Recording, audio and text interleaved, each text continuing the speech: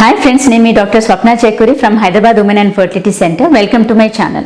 So ఈరోజు ఏంటంటే మనము అసలు వాట్స్ ఆ కరెక్ట్ ఏజ్ ఫర్ ఐవీఎఫ్ అనేది తెలుసుకుందాం. అంటే చాలామందికి డౌట్స్ ఉంటాయి, మా ఏజ్ చిన్న ఏజే కదా, మేము ఇప్పుడు ఐవీఎఫ్కి వెళ్ళాలా, ఏ ఏజ్లో ఐవీఎఫ్ చేయించుకోవడం బెటర్ అనేది చాలామంది అడుగుతూ ఉంటారు. సో దాని గురించి ఇవాళ మనం డిస్కస్ చేసుకుందాం.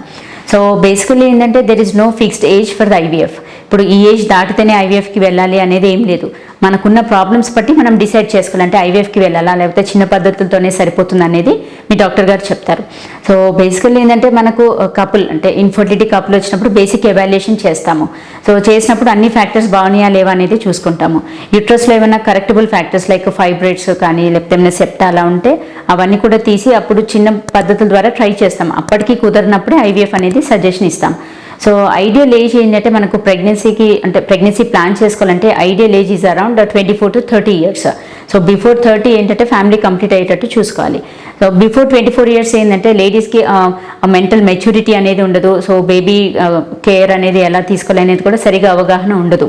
సో అందుకని 24 to 30 years is ideal age. మళ్ళీ 30 దాటితే ఏంటంటే మనకు ఓవేరియన్ రిజర్వ్ తగ్గడం స్టార్ట్ అవుతుంది.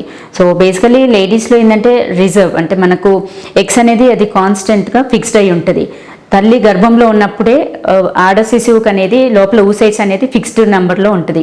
ఎట్ బర్త్ మ్యాక్సిమం అంటే మనం పుట్టంలోనే మ్యాక్సిమం నెంబర్ ఆఫ్ ఎగ్స్ ఉంటాయి.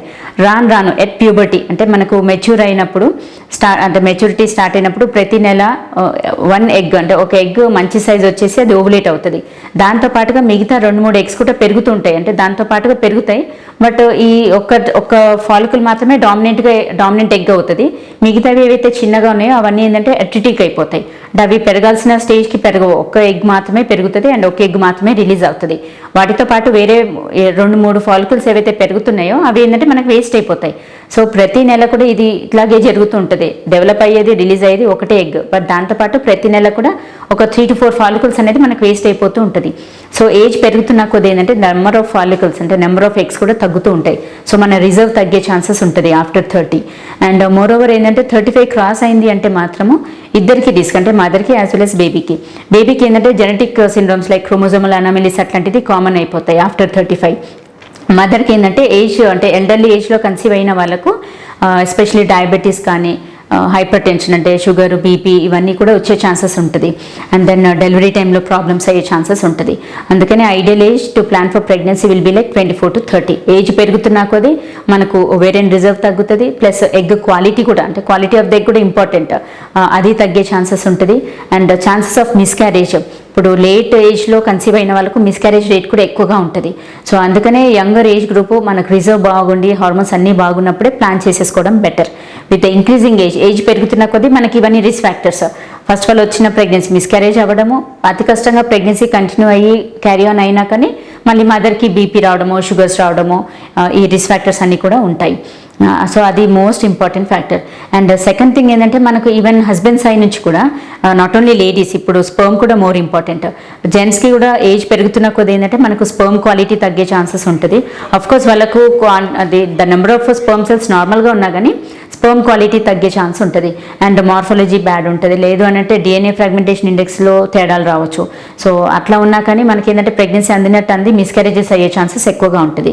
కొందరికి ఏంటంటే యంగ్ ఏజ్లో కూడా మనం ఐవీఎఫ్ సజెస్ట్ చేస్తాం. ఎవరికంటే ట్యూబ్స్ బ్లాక్ ఉన్న వాళ్ళకు, లేదు సివియర్ ఎండోమెట్రోసిస్ ఉన్నప్పుడు ఏంటంటే మనకు రిజర్వ్ తగ్గిపోతూ ఉంటుంది, లేదు పూర్ రెస్పాండర్స్ అంటే మనకు ఆల్రెడీ ఏఎంహెచ్ లెవెల్స్ అంటే మనకు ఎగ్ డెవలప్మెంట్ కెపాసిటీ ఆల్రెడీ తక్కువగా ఉన్న వాళ్ళకు as early as possible IVF plan చేసుకోండి అని చెప్పేస్తాం.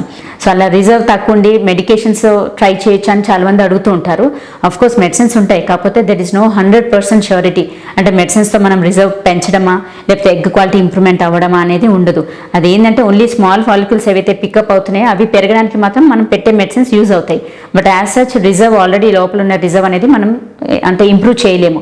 Same thing with the male factor. Even హస్బెండ్స్కి కూడా సిమెన్ అనాలిసిస్లో ప్రాబ్లం ఉన్నప్పుడు మనం మెడికేషన్స్ పెడతాం. అవి ఏంటంటే ఓవరాల్ కొంచెం మార్ఫాలజీ అవి ఇంప్రూవ్మెంట్కే కానీ బట్ ఓవరాల్గా డెఫినెట్గా 100% ఇంప్రూవ్మెంట్ ఉంటుంది అనేది గ్యారంటీ లేదు.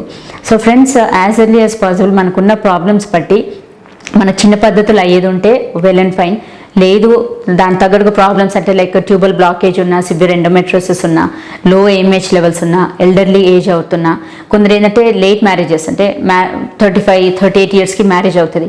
వాళ్ళు ఏంటంటే నార్మల్గా 2-3 ఇయర్స్ ట్రై చేస్తాం, దాని తర్వాత కుదరలేదు అంటే IVFకి వెళ్తాము అని అడుగుతూ ఉంటారు.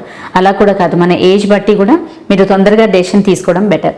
బికాజ్ మనకు అన్నీ బాగున్నప్పుడు ఈవెన్ IVF సక్సెస్ రేట్స్ కూడా బాగుంటాయి. అదే లేట్గా అప్పుడు IVFకి వెళ్తాము అన్నప్పుడు మనకు ఎగ్ క్వాలిటీ డెఫినెట్గా పోర్ ఉంటుంది. అట్ ద సేమ్ టైం మనకు రిజల్ట్స్ అంటే సక్సెస్ రేట్స్ కానీ అవుట్కమ్ కొందరికి ఏంటంటే సక్సెస్ అయినా కానీ మిస్క్యారేజెస్ అయ్యే ఛాన్సెస్ ఎక్కువగా ఉంటుంది. సో ఇవన్నీ కూడా మనము ఫ్యాక్టర్స్ కన్సిడర్ చేసి మీ డాక్టర్ గారు అంటే అసెస్మెంట్ చేసి మనం చెప్తాం. సో ఏదైతే బెస్ట్ ఆప్షన్ అనేది మీకు చెప్తాం, దాన్ని బట్టి మీరు డెసిషన్ తీసుకోవచ్చు. సో ఫ్రెండ్స్, ఇవాళ ఈ వీడియోలో ఏంటంటే మనము IVFకి అంటే ఏజ్లో వెళ్ళాలి అనేది అంటే దాని గురించి డిస్కస్ చేసుకున్నాము. But as such there is no fixed age, అంటే ఈ ఏజ్ దాటితేనే IVFకి వెళ్ళాలి అనేది అయితే ఏమీ లేదు. మనకున్న ప్రాబ్లమ్స్ బట్టి మనం డెసిషన్ తీసుకునేది ఉంటుంది.